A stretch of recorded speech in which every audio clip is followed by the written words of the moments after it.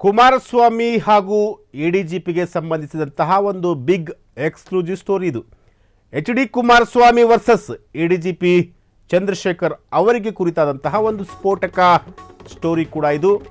ರಾಜ್ಯದಲ್ಲಿ ಸಂಚಲನ ಮೂಡಿಸಿದಂತಹ ಎಚ್.ಡಿ.ಕೆ ವರ್ಸಸ್ ಎಡಿಜಿಪಿ ಚಂದ್ರಶೇಖರ್ ಅವರ ಪ್ರಕರಣ.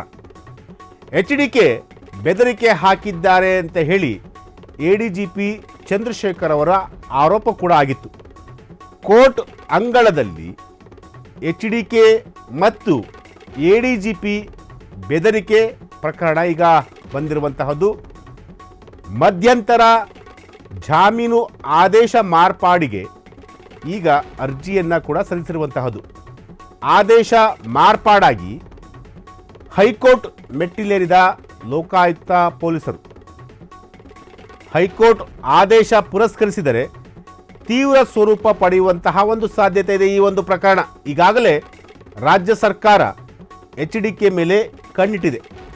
ಸಂಜಯ್ ನಗರ ಪೊಲೀಸ್ ಠಾಣೆಯಲ್ಲಿ ಚಂದ್ರಶೇಖರ್ ದೂರನ್ನು ಕೂಡ ಕೊಟ್ಟಿದ್ರು.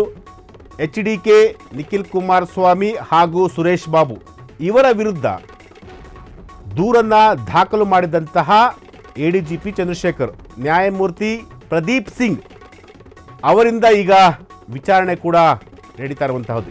ಇದು ಎಚ್.ಡಿ. ಕುಮಾರಸ್ವಾಮಿ ಹಾಗೂ ಎಡಿಜಿಪಿ ಚಂದ್ರಶೇಖರ್ ಅವರ ಪ್ರಕರಣ. ಈ ಒಂದು ಪ್ರಕರಣ ರಾಜ್ಯದಲ್ಲಿ ಸಾಕಷ್ಟು ಸಂಚಲನವನ್ನು ಸೃಷ್ಟಿ ಮಾಡಿದಂತಹ ಒಂದು ಪ್ರಕರಣ. ಸಂಜಯ್ ನಗರ ಪೊಲೀಸ್ ಠಾಣೆಯಲ್ಲಿ ಎಚ್.ಡಿ. ಕುಮಾರಸ್ವಾಮಿಯವರ ವಿರುದ್ಧ ಎಚ್.ಡಿ. ಕುಮಾರಸ್ವಾಮಿ, ನಿಖಿಲ್ ಕುಮಾರಸ್ವಾಮಿ ಹಾಗೂ ಸುರೇಶ್ ಬಾಬು ಇವರ ಮೂವರ ವಿರುದ್ಧ ಎಡಿಜಿಪಿ ಚಂದ್ರಶೇಖರ್ ಅವರು IPS ಅಧಿಕಾರಿ, ಜೊತೆಗೆ ಲಾ ಆ್ಯಂಡ್ ಆರ್ಡರ್ ಮೇಂಟೈನ್ ಮಾಡಿದಂತಹ ಅಧಿಕಾರಿ, ಭ್ರಷ್ಟರಹಿತ ಅಧಿಕಾರಿ. ಏಕೆಂತಂದರೆ ಇವರು ಇಲ್ಲಿವರೆಗೂ ಕೂಡ ಬೆಂಗಳೂರಿನಲ್ಲಿ ಹಲವಾರು ವಿಭಾಗಗಳಲ್ಲಿ ಕೆಲಸ ಮಾಡಿದಂತಹ ಅಧಿಕಾರಿ. ಅಗ್ನಿಶಾಮಕ ದಳ ಇಲಾಖೆಯಲ್ಲಿ ಕೂಡ ಎಡಿಜಿಪಿ ಆಗಿದ್ದರು. ಆಮೇಲೆ ACBಯಲ್ಲೂ ಕೂಡ ಅವರು ಕಾರ್ಯವನ್ನು ನಿರ್ವಹಿಸಿದಂಥ ವ್ಯಕ್ತಿ. ಅಡಿಷನಲ್ CP ಆಗಿದ್ದಂತಹ ವ್ಯಕ್ತಿ. ಅಡಿಷನಲ್ CP ಅಂತಂದರೆ ಹೆಚ್ಚುವರಿ ಪೊಲೀಸ್ ಆಯುಕ್ತದಂತಹ ಚಂದ್ರಶೇಖರ್ ಅವರು. ಇಂತಹ ಅಧಿಕಾರಿಯ ಮೇಲೆ ಕುಮಾರಸ್ವಾಮಿ ಅವರು ಒಂದು ಬಾಂಬನ್ನು ಸಿಡಿಸಿದರು.